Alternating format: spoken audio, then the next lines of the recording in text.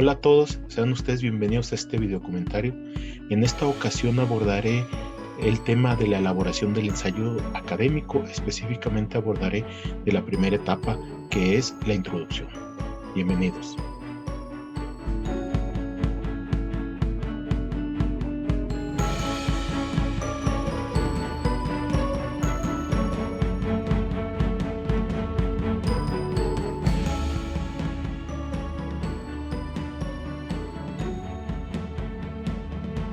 En esta ocasión vamos a abordar, dentro de lo que es el proceso de elaboración de un ensayo académico, el primer apartado, que es la introducción. Este apartado tiene como característica central que debe responder a la pregunta general de qué se trata el ensayo, ¿sí? Y tiene como función ante los lectores anticipar el contenido del texto que se desarrollará. Para responder a esta pregunta, normalmente este apartado de introducción tiene tres subapartados o tres elementos. Uno es la enunciación del tema, donde se enclava nuestro ensayo, la tesis o el argumento principal o la hipótesis o el supuesto que va a servir como eje estructurante del ensayo, y obviamente un tercer apartado es la descripción de la estructura del ensayo. Estos son los tres elementos que deben de estar ahí. Obviamente la tesis, que es el eje central de todo el ensayo y que debemos denunciar en este primer apartado de introducción, se puede presentar de manera explícita, ¿sí? Y directa, o de manera indirecta. Si hace de manera explícita, se dice la tesis que se sustenta en este ensayo es tal, o si se hace de manera indirecta, se transforma en pregunta para dar origen al ensayo, o se plantea como un objetivo a lograr como parte del ensayo. Pongamos un ejemplo para que nos quede un poco más claro esta idea. En el primer caso yo lo planteo como tesis y lo hago de manera explícita en el momento de estar desarrollando un ensayo. El uso del método del aprendizaje cooperativo genera en los alumnos una actitud de tolerancia hacia los demás. Esa es la tesis que yo intento defender.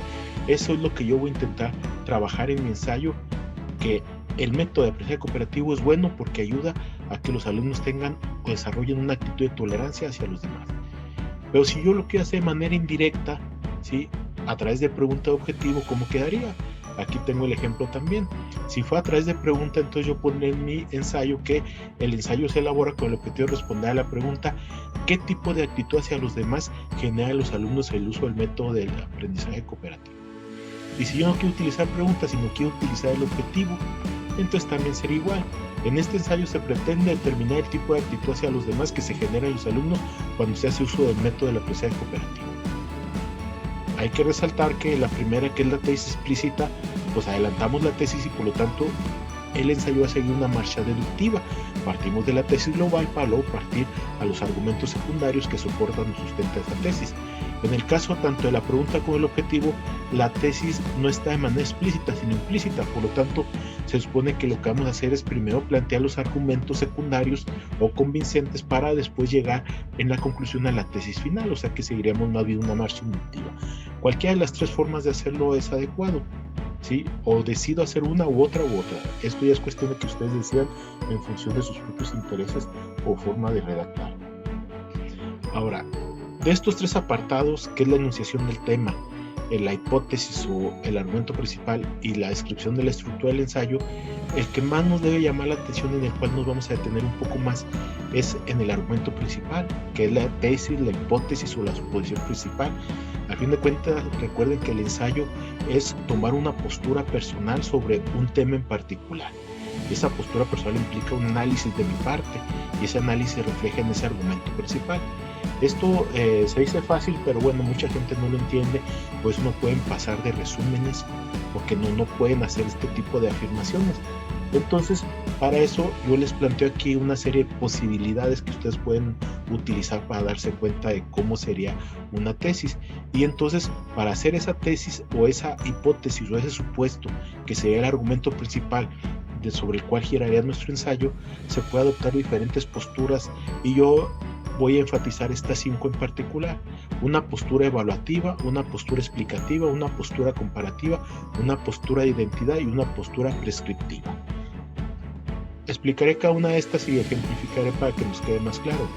Cuando yo asumo una postura evaluativa para elaborar un argumento principal que sustente toda mi tesis y que sea la parte central del desarrollo de mi tesis, es porque yo realizo una afirmación donde uso adjetivos. Los adjetivos son los criterios de evaluación que vamos a utilizar. Y les pongo este ejemplo: los mapas conceptuales son mejores que los mapas mentales para la enseñanza de la historia. Ustedes se fijan, ahí hay ya un criterio de evaluación que se refleja en un adjetivo como es ser mejor. Y obviamente esto ya nos daría pauta a crear todo un ensayo para sustentar y justificar esta afirmación. En el caso de la postura evaluativa, pues podemos utilizar muchos adjetivos o muchos criterios de evaluación. Aquí les pongo algunos ejemplos: utilidad, eficacia, funcionalidad, eficiencia, actualidad, coherencia interna, coherencia externa, pertinencia, relevancia, impacto, etc. Nada más queda claro que cuando hablamos de la postura evaluativa, sí debe haber un apartado dentro del ensayo donde nosotros hagamos claramente la distinción de a qué nos referimos con ese criterio. Cuando digo que es mejor, ¿sí? ¿Mejor en qué? O sea, tengo que definir cómo está esa idea de mejor, ¿sí? Ahora, hay otra postura que podemos tomar para hacer nuestro argumento principal o la tesis con la cual nosotros elaboraremos el ensayo, que sería la postura explicativa.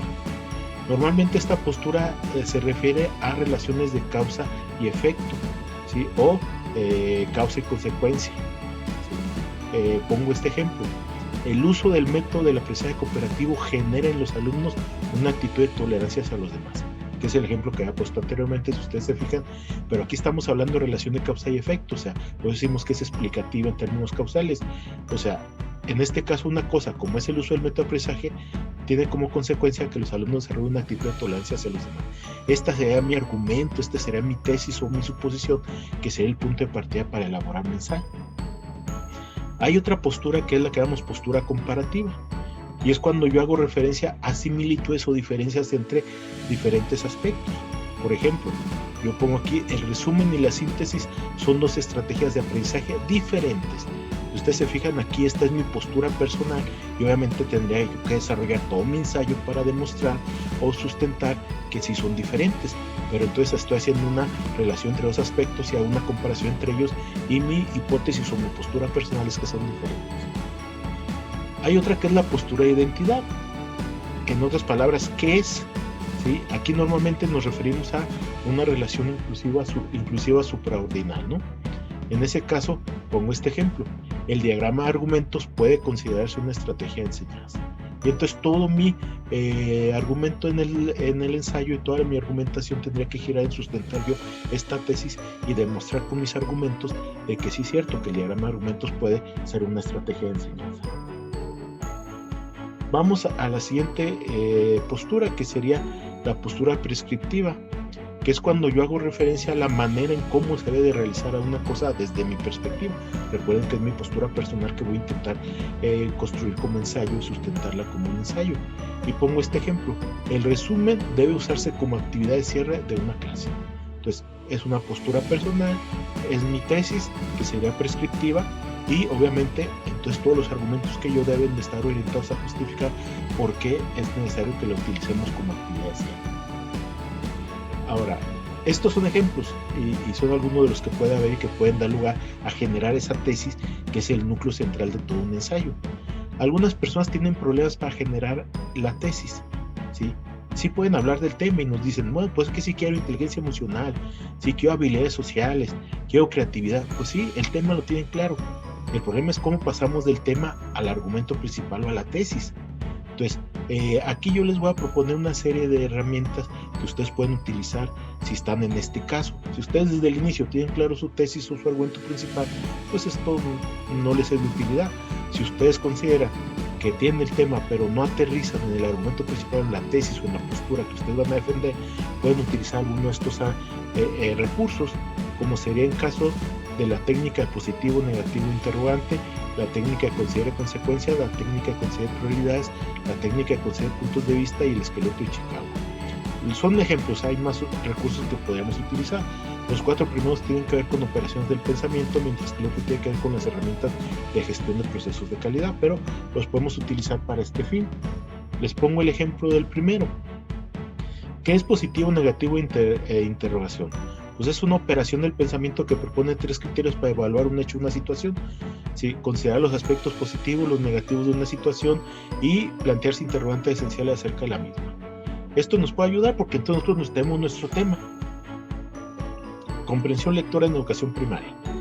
¿Qué es lo bueno que se tiene en relación a ese tema? ¿Qué es lo malo, pues, lo negativo? ¿Qué dudas tengo sobre ese tema? Entonces, cuando yo lleno un cuadro con estas características donde puede haber 3 positivos, 2 negativos, 5 interrogantes, etcétera, yo tengo ya un panorama de posibles supuestos o tesis para mi ensayo. Entonces yo puedo elegir cualquiera de ellos y decir, esta es mi tesis y ahora todo mi ensayo lo voy a dedicar a ¿qué? A presentar, a sustentar o a construir los argumentos para demostrar qué es lo que yo estoy pensando. La siguiente operación del pensamiento es considere consecuencias, que no es otra cosa más que derivar de un posible tema cuáles serán las consecuencias que se darán en caso de que se haga o que no se haga, ¿sí? Y es anticipar los hechos que pueden ocurrir o los resultados de una acción en particular. Si se enseña o no se enseña comprensión lectora, qué puede ocurrir, qué consecuencias puede tener para el alumno, ¿no? El diagrama de causa y efecto, me voy a obviar los otros 2 recursos del pensamiento que ustedes los pueden investigar en las redes, es fácil localizarlos y hay otros más. El diagrama de causa y efecto, que algunos le llaman esqueleto de pescado, diagrama de Chicagua, se trata de una herramienta para el análisis de problemas que básicamente representa una relación entre un efecto, problema y todas las posibles causas. También esto la mayoría ya lo han usado o lo pueden conseguir de información de cómo usarlo fácilmente en las redes, pero básicamente es que en el extremo derecho de la línea central ponemos el tema que a mí me interesa y luego me hago yo la pregunta, ¿qué causa que se dé esto? Y entonces a partir de ahí empiezo a llenar como si fuera las espinas de un pescado, las posibles o potenciales causas. Al tener yo ya un panorama general de todo lo que está involucrado en el tema que a mí me interesa, entonces estoy en condiciones de poder elegir uno de ellos como argumento principal que yo quiero sustentar y en base a eso hacer mi ensayo, ¿no? Entonces también lo podemos hacer fácilmente. Si les interesa, hagan este ejercicio de manera muy simple y se dan cuenta que salen 2 o 3 argumentos principales para hacer ensayos a partir de aquí. La educación en tiempos de pandemia. Si utilizamos la técnica positivo, negativo, interrogativo, hagan este ejercicio 10 minutos máximo. ¿Qué es lo positivo de la educación en tiempos de pandemia? ¿Sí? Por ejemplo, que muchos maestros aprendieron a usar las tecnologías. ¿Qué es lo negativo? No hay socialización, no hay poco aprendizaje, etc. ¿Qué interrogantes nos quedan? Pues qué tan efectivo está siendo la enseñanza a través de las redes, etc. Entonces tenemos ahí muchas ideas que pueden dar lugar a una postura personal, de un análisis personal, una tesis que puede dar lugar a todo un ensayo, ¿no? Entonces si quieren hagan el ejercicio y verán que les puede resultar interesante cómo pueden ustedes elaborar un ensayo a partir de él. Pero bueno, me regreso a lo que es la introducción. Estos recursos nada más los expliqué ahorita como una forma de poder apoyar nosotros el proceso, ¿sí? De un tema transitar a un argumento principal, una tesis o hipótesis en caso de que no la tuviéramos. Pero bueno, ya regresando a eso, ¿qué sugerencias generales tenemos para este primer apartado de introducción? Recuerden, primero vamos a presentar el tema, ¿sí? Entonces, por ejemplo, el tema sería educación en tiempos de pandemia. Y entonces yo hago una redacción que vaya de lo general a lo particular. Empiezo a hablar en general de esos temas y luego termino hablando de lo que sería precisamente la educación en tiempos de pandemia como tema que me puede ayudar a entender qué está sucediendo. Después de hablar de ese tema, de plantearlo como una redacción de lo general a lo particular, de plantearlo como una lógica de embudo, entonces ahora sí, yo planteo cuál es la tesis que yo voy a sostener en el ensayo. Después de decir que a mí me interesa la educación en tiempos de pandemia, voy a terminar diciendo, la educación en tiempos de pandemia tiene efectos positivos, porque los maestros aprendieron a utilizar las tecnologías, que es el principal apoyo para su trabajo. Ahí tenemos la tesis explícita. Si no me gusta la tesis explícita, hago la pregunta o hago lo que sería el objetivo. Recuerden que no podemos agarrar todos los temas, del tema general. Ahorita del ejercicio que les puse o que les dije que hicieran, de positivo, negativo, interrogativo, si ustedes se fijan, yo así de NASA, ojo rápido, de un análisis rápido, yo les mencioné un aspecto positivo, 2 negativos y 2 interrogantes, son 5. Pero yo no puedo abordar todo. O hacemos un ensayo, tenemos que ser muy precisos. Y entonces hay que recortar y especificar uno solo de esos aspectos. Por eso aquí lo planteamos como tesis o lo planteamos como pregunta o como objetivo, dependiendo de cómo ustedes lo quisieran redactar. Una vez que yo lo haga, ahora sí voy a decir, el presente ensayo tiene una estructura que se compone de tantos apartados. y entonces voy a decir qué trae cada apartado o qué contiene cada apartado. Y eso, con eso cerramos el apartado introductorio del ensayo, ¿sí? Ahora, en algunas ocasiones no es requisito y no es indispensable. En algunas ocasiones se puede mencionar de manera, sobre todo enunciativa, o sea, que no se explayen ahí aventándose mucho rollo, mucho discurso, los autores o las teorías que nos servirán de sustento de apoyo. Entonces, en caso de que su ensayo vaya a ser muy teórico y vaya a moverse básicamente en cuestiones teóricas y tiene un autor de base, una teoría de base, pues sí pueden mencionarlo en la introducción, que se van a apoyar sobre todo con ese autor, esa teoría para hacer su trabajo. Pero eso es en caso de que sea necesario, si no, no. También, si lo hacen esto de presentar el referente teórico, la teoría del autor de base, les recomiendo que lo hagan posterior a la enunciación de la tesis del objetivo de la pregunta y antes de que se escriba la estructura del ensayo, para que la descripción de la estructura del ensayo siga siendo el punto final de lo que es la etapa o el proceso de introducción, el apartado de introducción. Normalmente no debe de ocupar más de una quinta parte del total del ensayo, ¿sí? Este apartado de introducción, porque luego me tocaba gente que les pedía, por ejemplo, un ensayo de 5 cuartillas y la introducción todavía seguía en la página 3. Entonces no, eso es un error. O sea, no debe ocupar una quinta parte, o sea, el 20% es lo máximo que puede ocupar. Les estoy hablando que si su ensayo es de 10 páginas, no debe pasar de más de 2 páginas la introducción. Si es un microensayo de 5 cuartillas, pues a lo mucho una cuartilla debe ser la introducción. No se explayen demasiado porque no es, o sea, esa es su función nada más, introducir el tema. Ya a la hora de presentarlo ustedes, sí lo pueden presentar con su subtítulo y le pueden poner como título introducción o presentación. Cualquiera de los dos funge de manera similar y nos sirve para lo mismo.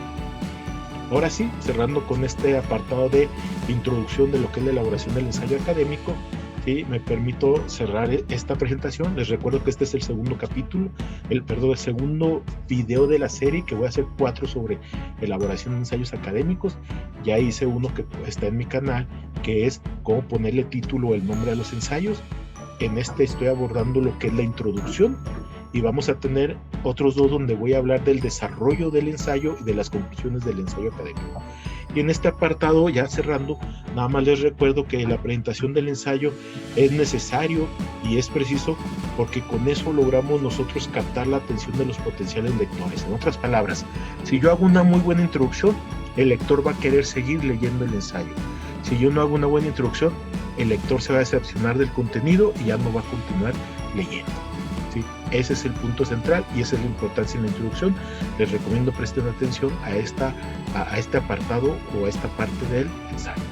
Entonces, por el momento cierro yo este video, esperando en posteriores tiempos agregar los otros 2 videos para que quede todo lo que es la elaboración del ensayo académico completo. En este caso abordamos únicamente la introducción del apartado del ensayo. Gracias por su atención.